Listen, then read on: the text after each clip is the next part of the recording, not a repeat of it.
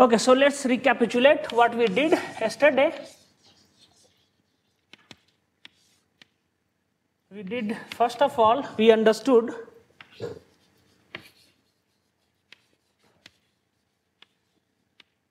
what was the structure, periodic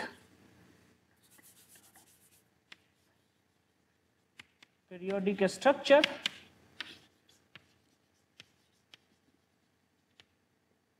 involving micro scale and macro scale, right? So we understood this, and then we understood issues with weak convergence, right?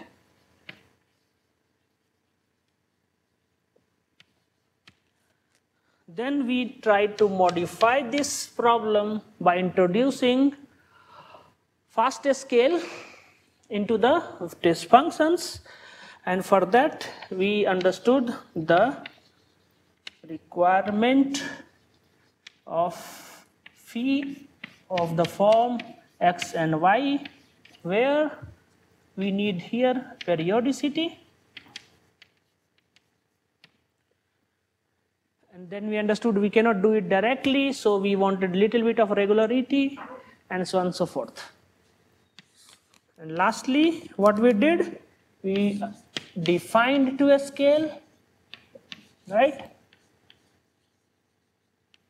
And we saw one property, what was the compactness in this topology.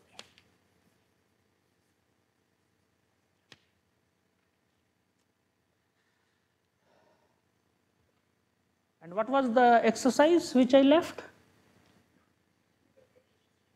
Relationship between? So what was the relationship?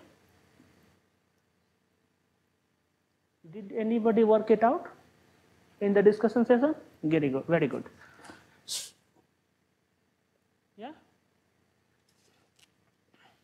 So conclusion was this.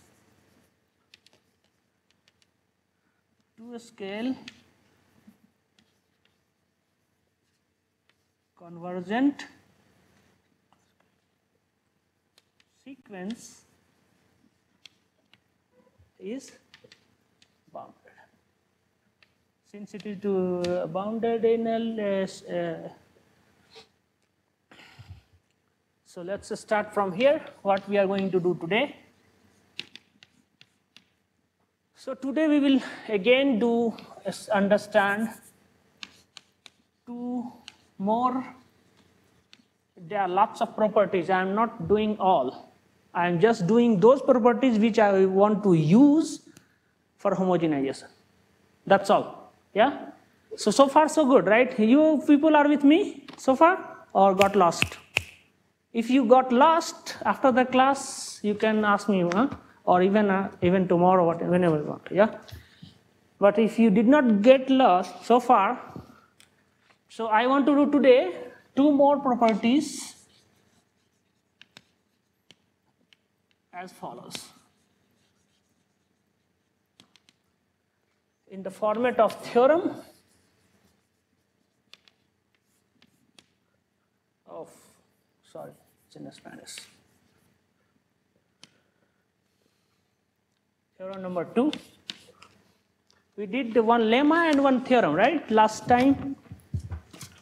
So theorem number 2, let V epsilon be a sequence of functions in L2 omega which to scale converges to V0 in L2 omega times y. Suppose furthermore that limit epsilon converges to 0, omega v epsilon x square dx is equal to 1 by measure of y, volume of y, integral omega y, v0 x y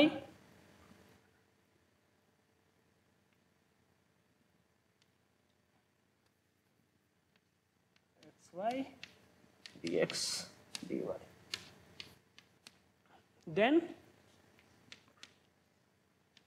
for any sequence w epsilon that 2 scale converges to a limit w0 in L2 omega cross y, we have v epsilon product w epsilon converges to 1 over y v0 dot y 0 dot y dy in d prime omega. Who does not understand what is mean dual of d prime in the sense we should say in the sense of distribution, and Patricia introduced what is distribution, right? Okay, so let's try to understand this theorem by what we know, right? So Patricia was telling that if we have a strong convergence and if we have weak convergence, product converges, correct? Right? So here also in literatures, a sequence whose 2 scale converges, moreover with this property, they call it in the literatures a strong 2 scale convergence. But I don't want to confuse you more. Let's suppose we have v epsilon which converges to a scale to v0, and with this additional property, the product of v epsilon with w epsilon will converge to the mean of v0 and w product with w0. Okay? Some sort of product of those sequence converges to the product. Okay?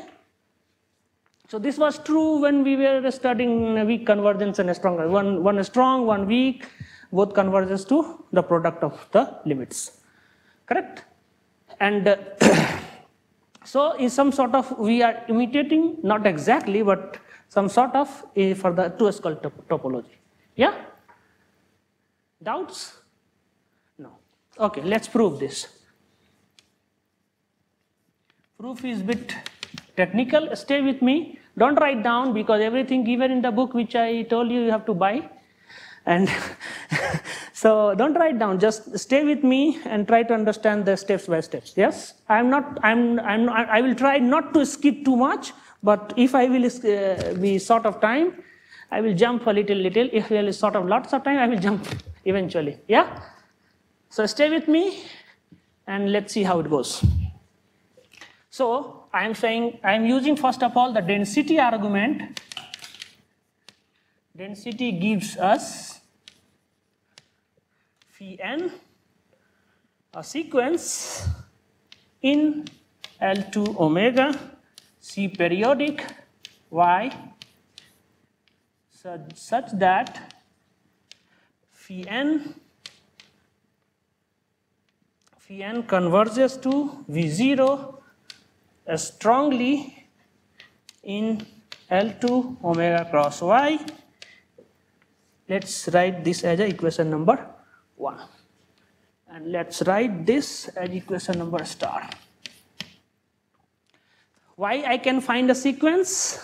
This space appears familiar, right or no? We saw this space yesterday, right?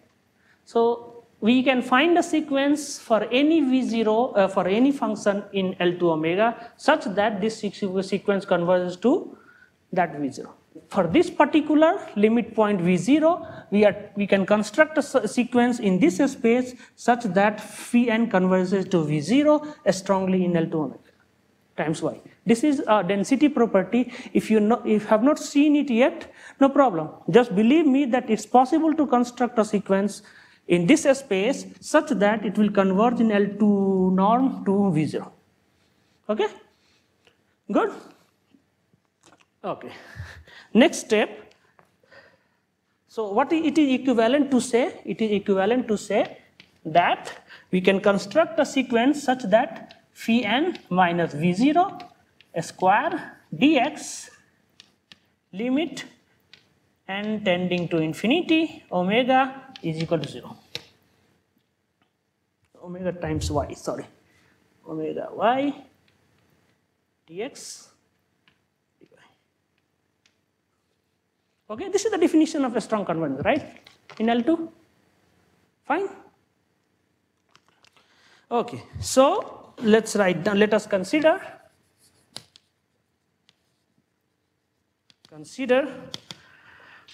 I epsilon n is equal to integral over omega v epsilon x minus phi n x over epsilon whole square dx. I'm again forgetting the notation again and again, yeah? So it's just all the time small. Omega, so a minus b whole square, very simple calculation.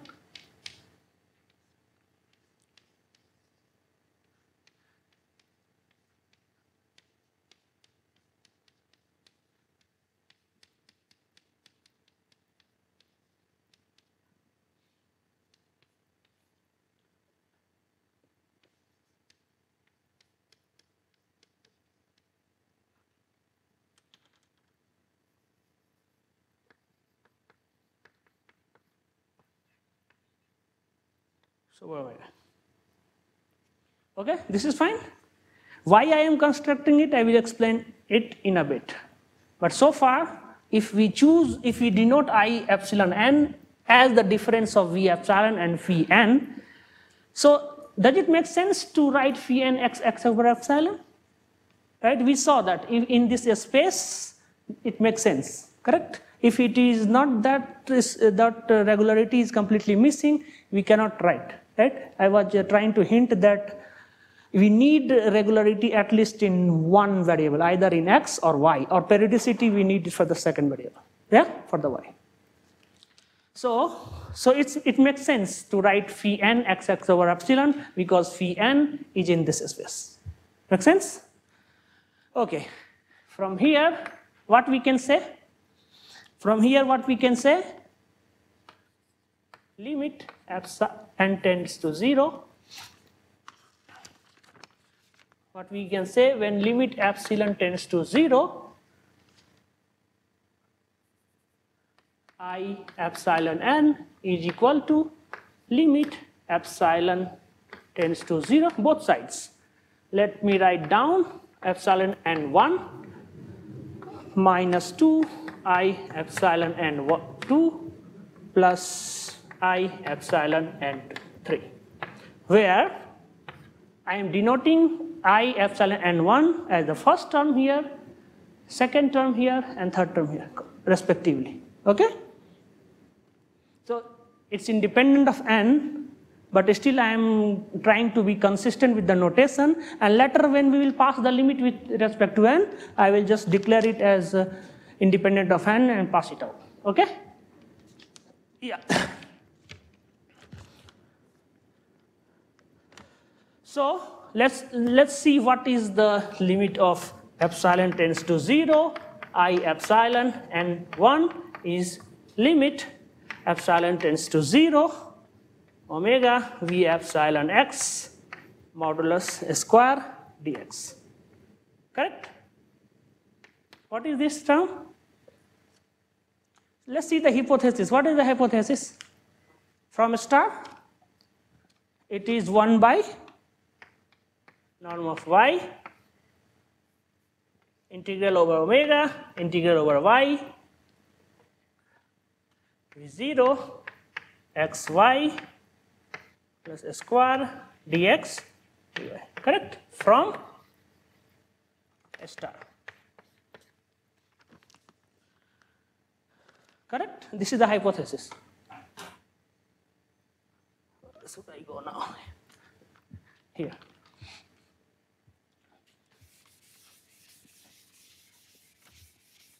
What is the limit of I and epsilon and 2?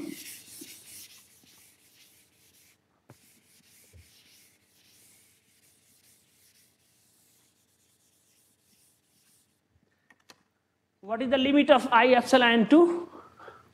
Limit epsilon tends to 0, I epsilon and 2 is equal to limit epsilon tends to 0, integral over omega. What is I epsilon and 2? Is the second term, right? V epsilon x, phi n x, x over epsilon dx. What is this?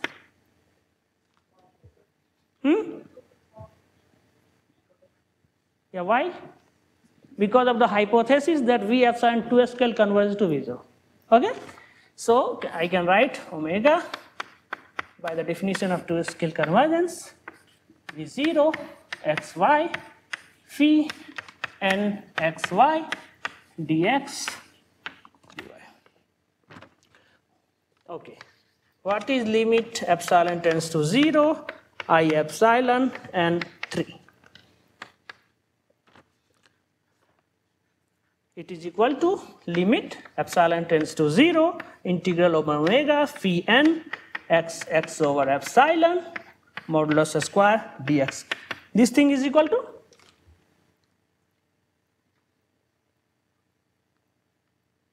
The answer is not here on the board. Answer is in the last class. Do you remember the lemma? Yeah? What was the lemma? It is equal to, from that lemma, this thing is equal to 1 by norm of y omega y phi n xy square dx dy. Correct? Now you remember?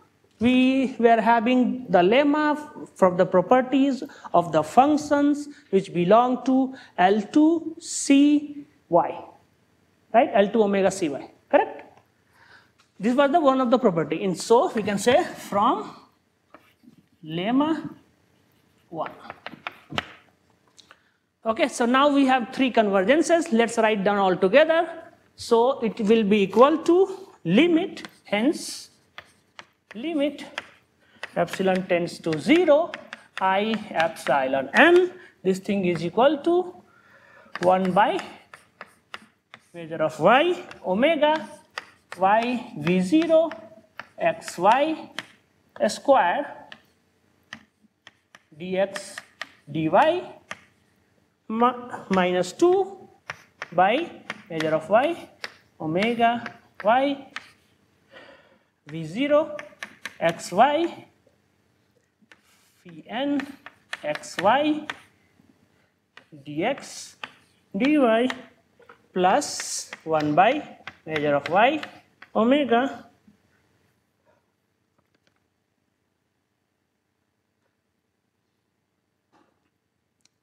y phi n xy square dx dy.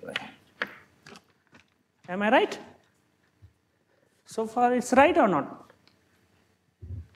Yeah, what is it equal to? What is it equal to? So we can write limit epsilon tends to 0, I epsilon n. This thing is equal to 1 by norm of y omega y v0 minus phi n modulus square xy dx dy. Correct? It is just the square of 2 terms, difference of 2 terms. Now, if I take limit n tends to infinity, both sides.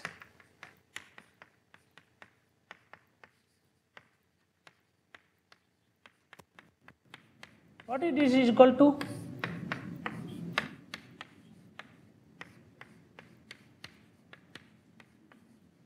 What it is equal to? 0. Why? Because of this. Because of 1. Yeah? So this thing is equal to 0. Correct?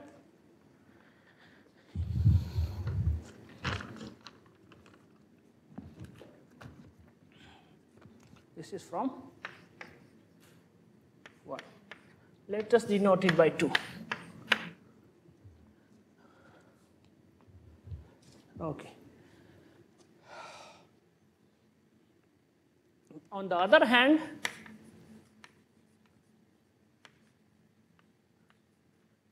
for any psi in d omega means the C infinity functions with the complex support. Everybody is familiar with this express? Yeah. Right? Yeah. So if we choose psi in d omega such that, and then consider V epsilon x, W epsilon x, psi x, dx, and basically we want to see the limit of this, right? Because we want to prove that V epsilon product U of W epsilon converges to V0 W0 in distribution sense, right? So we have to show that this thing converges to the integral of V0 W0 psi, correct? Make sense? Okay, now whatever we did, we will use it here. So let's write down this as omega V epsilon x minus phi n x over epsilon product with W epsilon x psi x dx plus integral omega psi n x over epsilon W epsilon x psi x dx. Let's call it double star.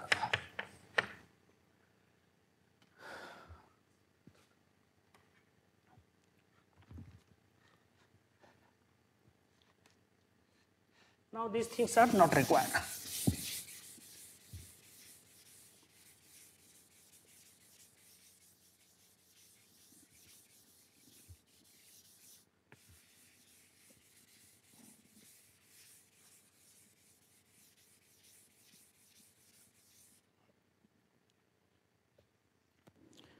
Now let's consider the first term.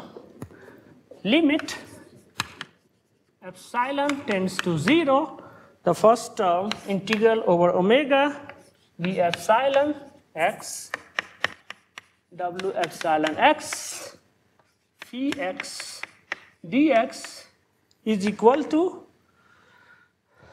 limit of epsilon tends to 0. Since this is independent of n, we can also take the limit. N tends to infinity, it does not change anything.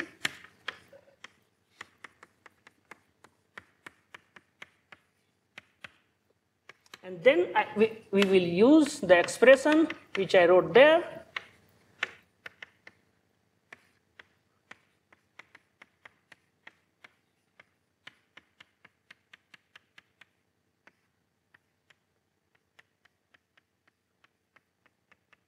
X dx plus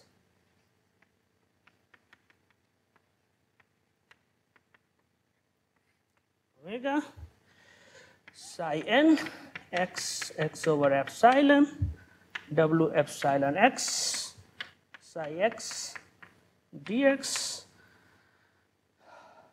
So now let us focus on each term turn by turn and see what the limit is. So limit epsilon tends to 0, limit n tends to infinity, integral over omega V epsilon x minus psi n x over epsilon d W epsilon x psi x dx. Where it will converge? Any guess? Any guess using the argument above before? Using the 1?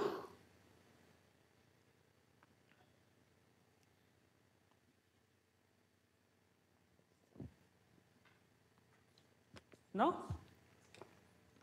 Where it should converge? 0? Everybody agrees for 0?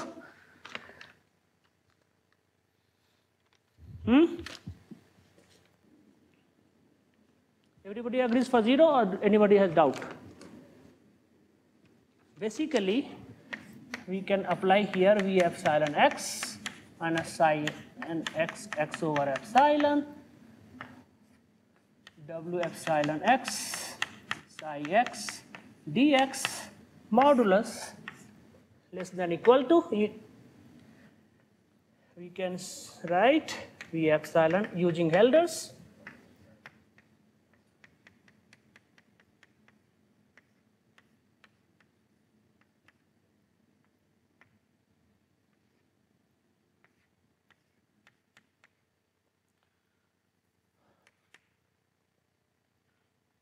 integral over omega W epsilon x by x modulus square dx. Correct? Where this term converges? Where this term converges? This term converges to 0, right? This term converges to 0 from the previous discussion, right? Agree? Who does not agree? Raise your hand, please. Agree? Okay, so this term converges to 0 from the previous argument, and this term is bounded. Why it is bounded?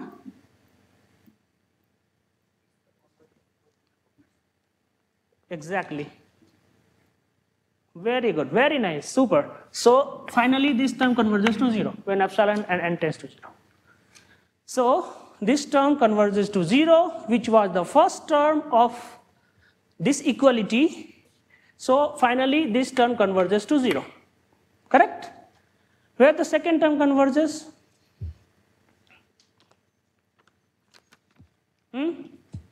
Where the second term converges? Can I remove this part here?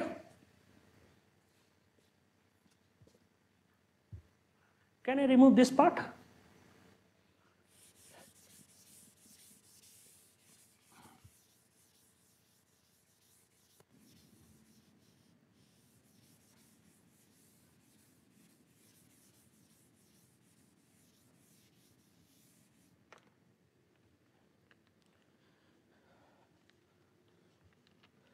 So second part was limit.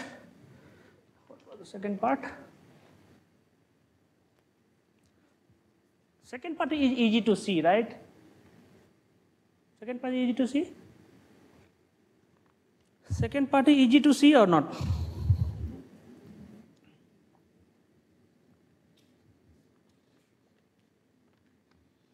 So from the second part, I was writing here,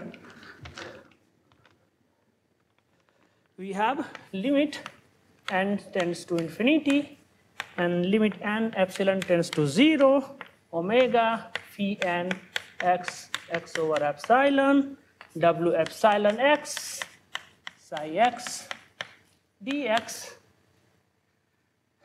This thing is equal to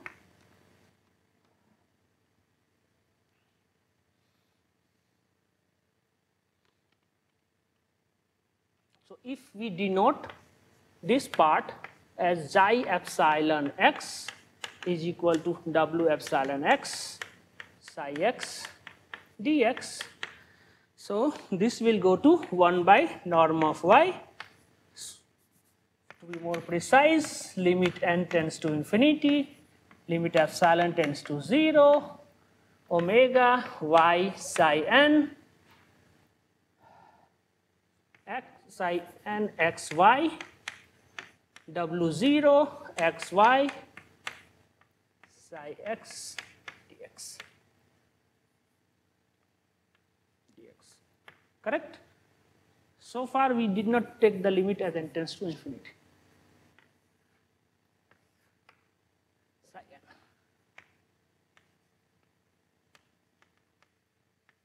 Okay? So when epsilon goes to 0, we are using the weak convergence, 2-scale convergence of W epsilon, and you are using test function as psi n multiplied by psi. So this whole term will converge to psi n into psi, and W epsilon converging to 2-scale to W0.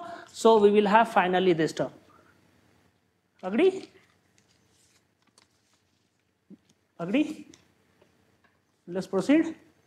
Yeah. So we can write, and when n tends to infinity, we use the equation number 1, and then we arrive here, right?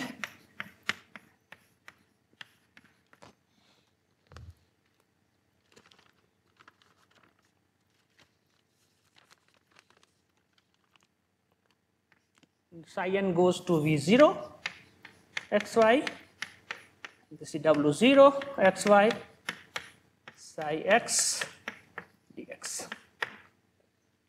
Correct? Because psi n we saw was strongly converging to V0. Correct? We chose psi n such that by the density argument that psi n converges to psi. Correct? V0. Okay? So finally, what is the one term is converging to this one, the another term was converging to 0. So in total, where this thing is converging, so we can write finally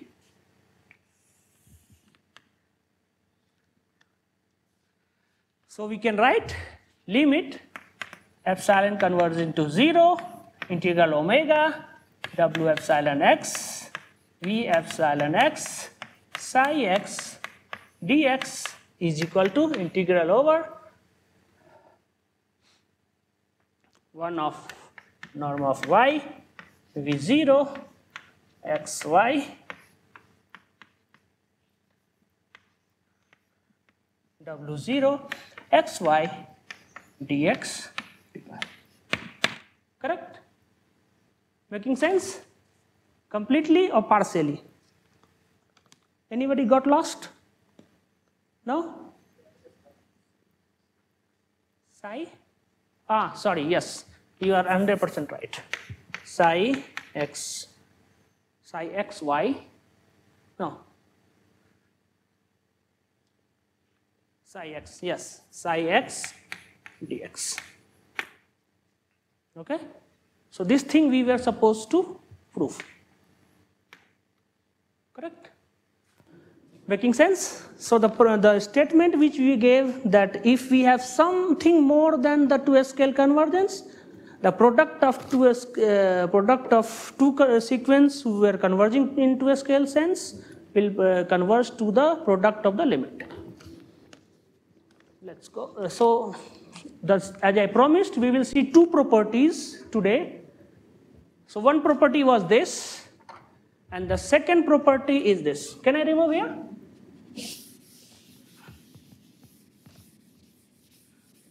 Yes.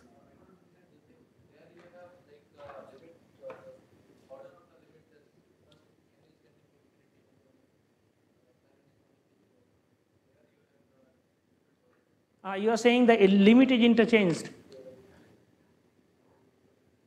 So if you will do the argument with the converted limit, you will get the same. Yeah, but your question is.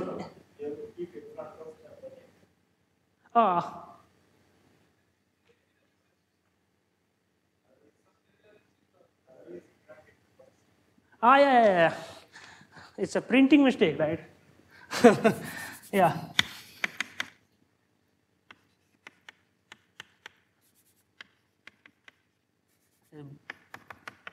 Sorry. Yeah. So is it clear now? Yeah. So let's go to the third property in total, which we need to show the homogenization result, and we can show the importance of the 2-scale. And as I promised earlier that I would try to indicate at least for 5 minutes why 2 scale has an important role in the theory of homogeneous, and where you can lead from here. Okay.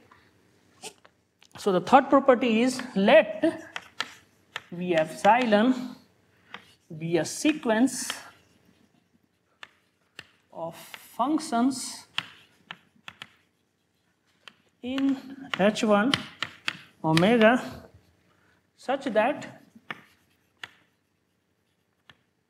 V epsilon converges to V0 weakly in H1 omega, then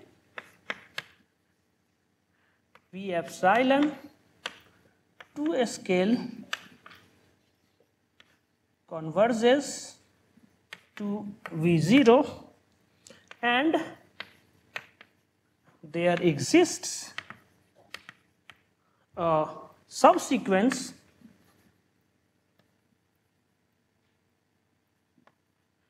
epsilon prime and V1 xy in L2 omega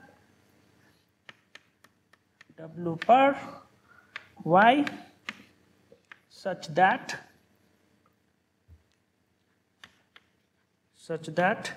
gradient of V epsilon prime 2 scale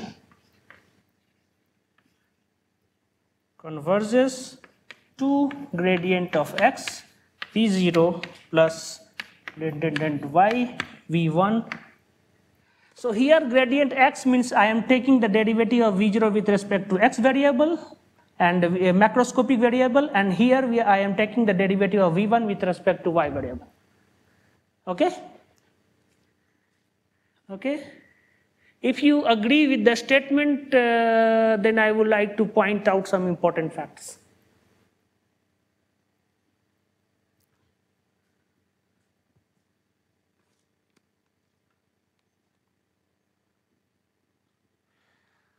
You agree with the statement?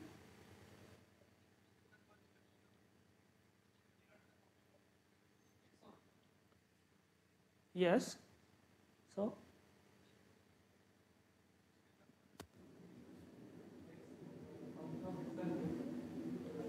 it can be independent of y as well. I will prove that it is independent of y. H1 omega, yes.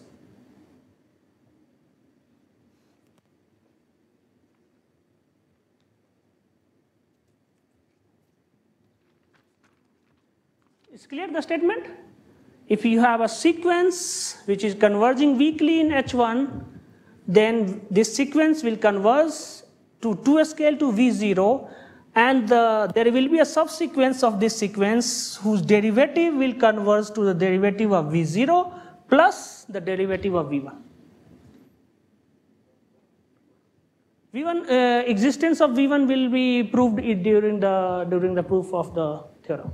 Okay, so we are saying that there will exist a V1 such that this convergence is valid. V1 is in this space L2 omega W per y. I think Patricia introduced this space, right? This is a cocentered space to be by constant. She introduced this space, right? Remember or no? No. Yeah. Okay.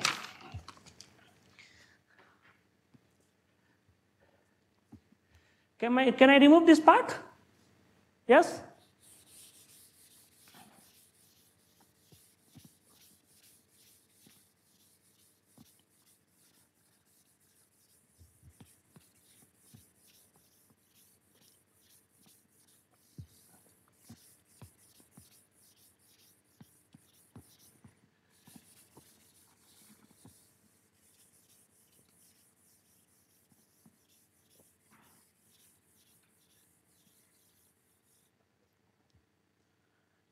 Yeah. So the point is observed. So you agree with the statement, right? You agree with the statement? Yeah, one thing to be observed here. What does it mean by V epsilon converges to V0 in H1 weakly? means V epsilon converges weakly to V0 weakly and in L2, and the gradient of V epsilon converges to weakly to gradient of V0, correct? But here there is something strange happening, correct? What is the strange thing? The appearance of this guy. So when we change the topology, something strange happens, correct? Observed? When we were in the weak topology, this term was not visible. We were not able to quantify this. It was somewhere suppressed. But when we change the topology, we have something extra term coming. What is this extra term? Can you see this is a contribution from the fast scale? Correct? See, yes or no? It's a derivative with respect to y variable. Right? So it's a contribution coming from the fast scale, which was not visible when we were in the weak topology. Make sense? Yes? Okay, let's go to see the proof.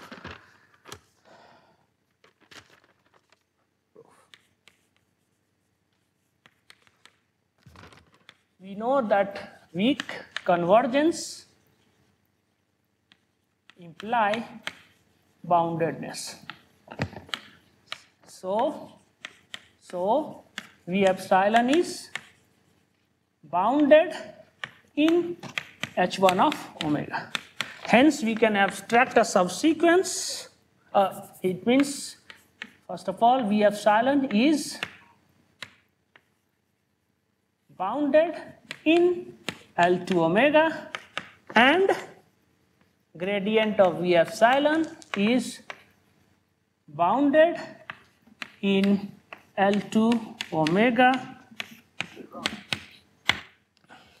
which implies from the compactness theorem what we can say, if we have some bounded sequence in L2, what we can say from the compactness argument, the theorem, the first theorem which we saw, which was the compactness theorem, what we can say? There is a subsequence as that? Exactly. So we can say V epsilon prime to scale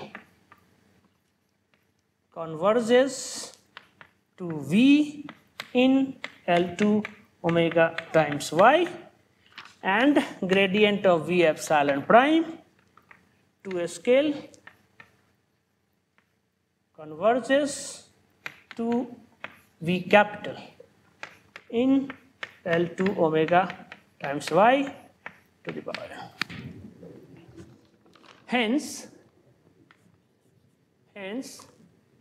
for any psi in d omega c infinity periodicity y whole to the power n, one has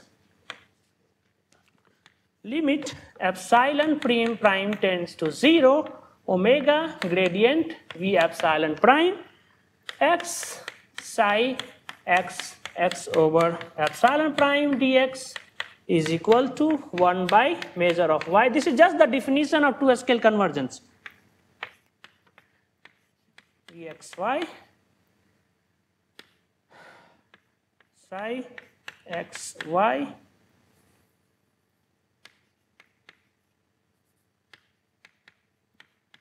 dx dy. Equation number 1. Any doubt? Here we are just using the definition of two-scale convergence. Here we are saying that gradient of u epsilon prime converges to a scale to v in L2 omega times y to the power n. So we are just writing it down for this particular functions in this space. Yeah. So it's D means again we will have smoothness, and we will have complex support inside omega. Agree? We can write for L2. It means we can write this for irregular functions, but we are writing for smooth ones. Okay? But with the same category. Agree? Fine?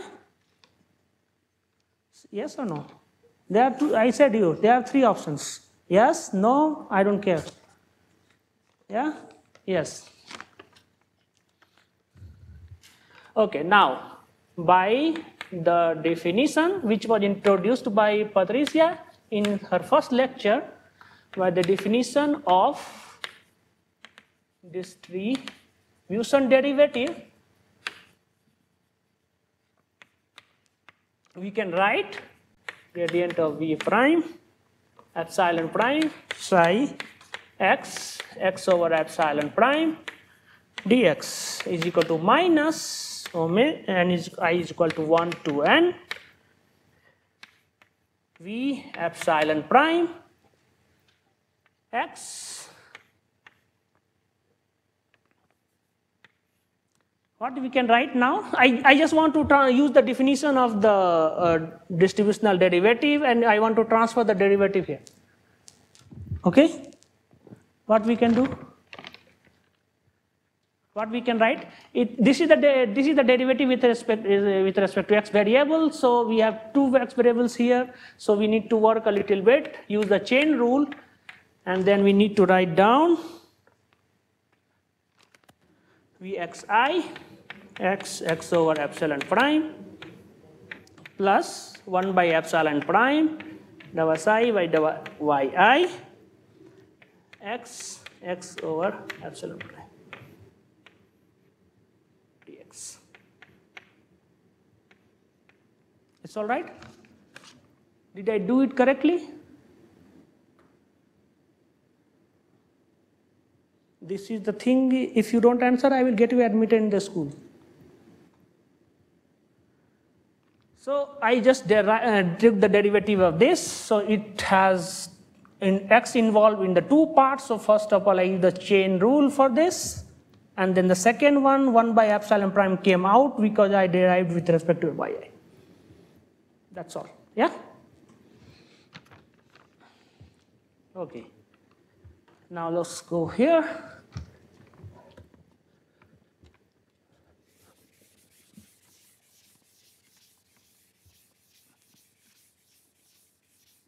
If you get lost, please let me know. Yeah, I will just pause it and try to pull you back. Yeah. I'm going slow and writing every step so that if you go back and read once, you can get it completely. Yes.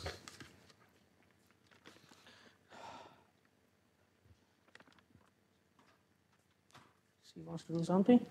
Okay, let's denote this equation by double star. So again, rearranging the terms, we will get after rearrangement, one has summation I is equal to 1 to n integral omega V epsilon prime x psi I dou yi x over epsilon prime dx is equal to epsilon prime integral omega gradient V epsilon prime x psi x over epsilon prime dx plus summation I is equal to 1 to n integral omega V epsilon prime x derivative of psi I with respect to xi x prime over x over epsilon prime dx. And once you take the limit both sides,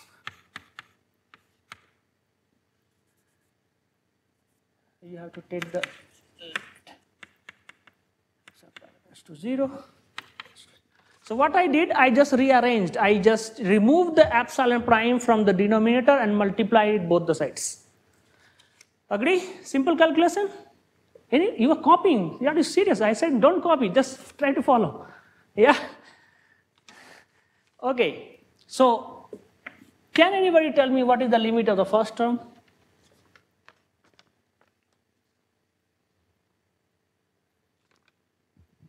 What is the limit of the first term? V epsilon was converging to a scale 2.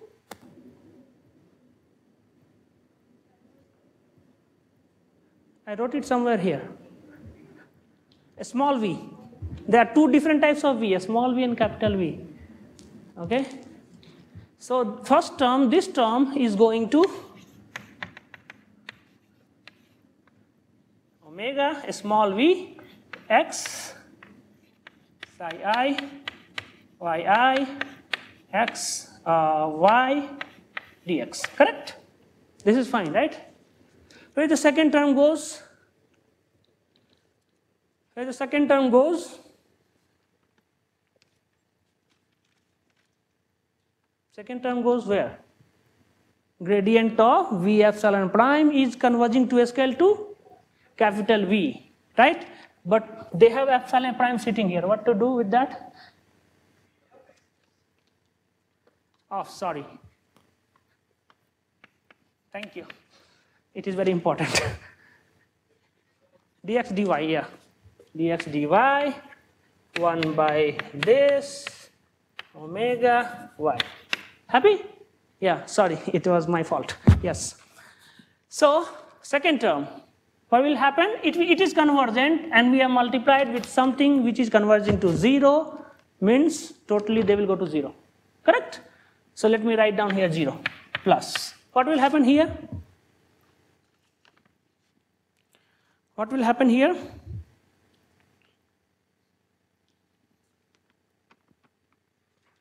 Again, v epsilon prime converging to a scale to a small v, and the term, so this term is also convergent, again multiplied by epsilon prime, so this will converge to 0. Correct? 0 plus 0 is equal to infinity, right? Huh? Oh, 0 plus 0 is equal to 0. So we have integral omega y v x y divergence of psi dx dy is equal to 0. Correct? What does it mean? What does this mean? No.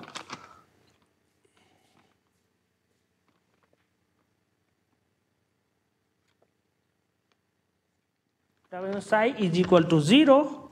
What does it mean? We can again apply, we can write y gradient of v dot psi dx dy is equal to 0. Right? And there is no boundary term because v was having the compact support in omega. Correct? Making sense? By which theorem? By which theorem I wrote this? Hands up. No sounds. Hands up if you know. How can I write this from this from here? Using what theorem? Green's theorem. Perfect. But I said hands up. Okay. So we have, so we can minus is not important because here we have 0. What we can say from here? Gradient of v product with psi dx dy is equal to 0, where psi is any function in the test space. What we can say from here? Huh? Gradient, because this is the derivative with respect to yi.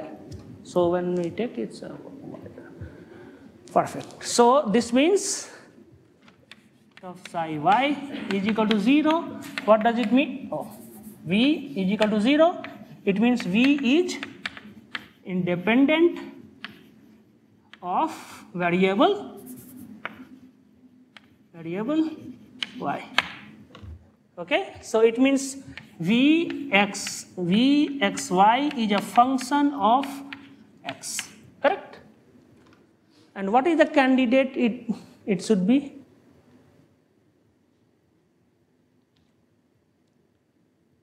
What is the candidate it should be? Can you recall? Yeah, just a moment. Hands up, okay? Hands you can raise. So what the exercise I gave? If something is which actually proved here in theorem that if the 2 scale limit is independent of y variable, what does it mean? It is also the weak limit. So can I say this is equal to V0x? Because V0x the weak limit of V epsilon. Making sense? Making sense or got lost? Okay, so Vx was actually equal to V0x. Now we have to quantify what is capital V. That is the part left in this theorem, correct? Making sense or got lost? Okay. So to quantify the gradient, what should I do? Now let us choose phi in one particular space. Can I delete this? Or anyway I can delete this because this part is done.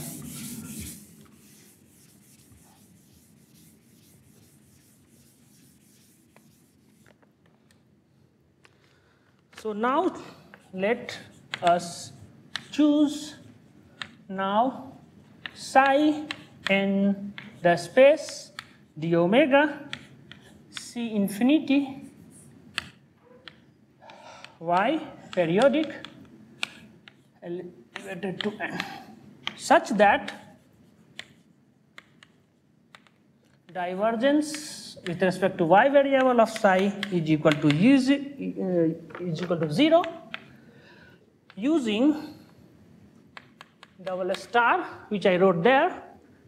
Using double star we get integral over omega gradient v epsilon prime psi x over epsilon prime dx is equal to minus I is equal to 1 to n omega v epsilon prime x derivative of psi I xi x over epsilon plus this term is 0. Why this term is 0? Because we took the additional condition that divergence of psi is 0. Right? So this is divergence of psi, correct? If we take the summation inside, this is the divergence, correct? So this term will not appear, so we can just stay with this. Okay, now take the limit, both sides, limit epsilon converging to 0 is equal to limit epsilon prime converging to 0 minus summation I is equal to 1 to n integral omega v epsilon prime x psi I x epsilon dx. What is this limit? Again, using the same argument what we did, using the same argument, just that we don't have extra term here, like this here. What we will get? V epsilon prime was converging to V, but we proved that V is equal to V0, so we can directly write this will converge to V0 x psi xi xy dx dy omega y 1 of norm of y. This thing is equal to 1 by norm of y integral over omega y gradient of v0 dot psi xy dx dy. Okay? Lost? Really? We just need to do the same analysis one more time. But here we have extra condition that divergence of psi is equal to 0. That we selected here. Okay? That's all. So what we will get finally? From what we will get here, from here? Again the same, this is equal to 0, correct? Yeah? The same analysis we will do again, and we will get, so where should I write? I should remove here, no?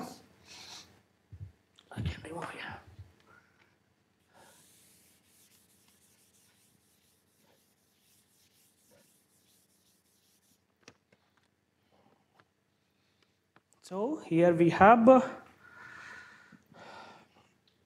again, this thing is equal to 1 by norm of y, integral omega, integral y, gradient of v0, psi xy, xy dx dy is equal to 0. Hence, there exists v1. So we are trying to say that there, it belongs to the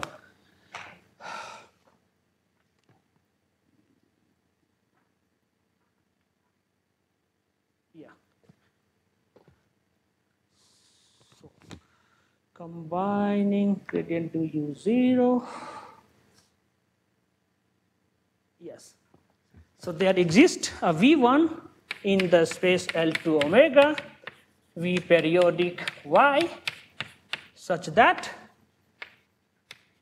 v xy is minus gradient of v0 xy is equal to first variable of v1 xy.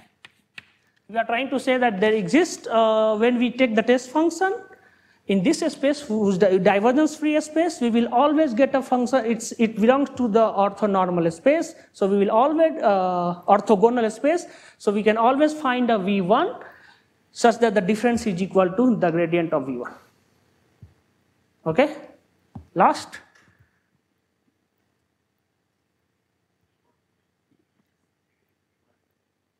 Sorry. Yeah. Yes. So this is v minus gradient of v.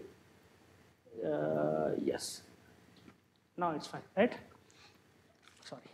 Yeah. So when it belongs to the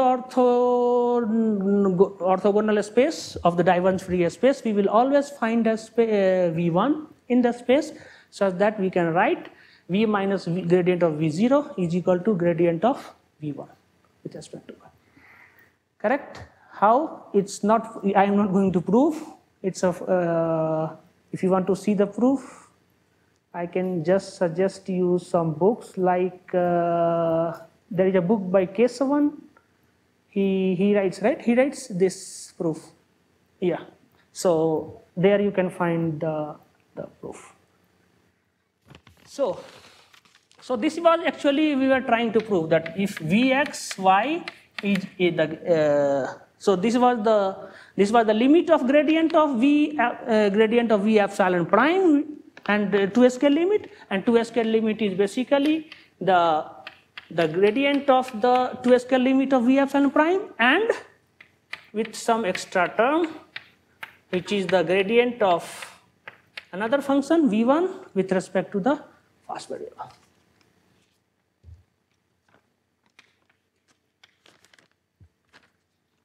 Okay? Any question, doubts? So up to here it's clear, right? Up to here? This last line.